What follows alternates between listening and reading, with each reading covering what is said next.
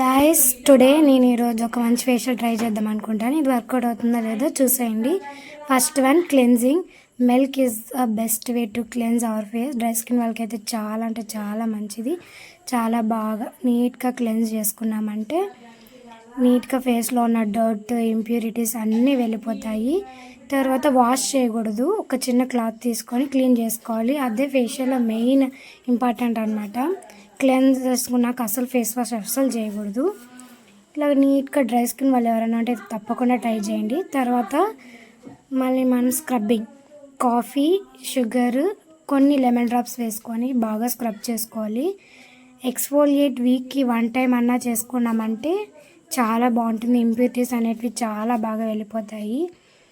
కొంచెం dry skin వాళ్ళు కొంచెం స్లోగా చేసుకుంటారు. అండ్ పింపుల్స్ ఉన్న వాళ్ళు కూడా కొంచెం నీట్గా స్లోగా చేసుకున్నామంటే చాలా బాగా ఎక్స్ఫోలియేట్ అయిపోతుంది.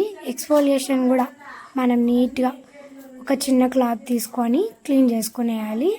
ఇంకా లాస్ట్ స్టెప్ ఫేస్ ప్యాక్ అనమాట. శనగపిండితో ఫేస్ ప్యాక్ వేసుకుంటున్నాను నేను. శనగపిండి, కర్డ్, తర్వాత టర్మరిక్ వేసుకొని నీట్గా ఫేస్ ప్యాక్ చేసుకోవాలి.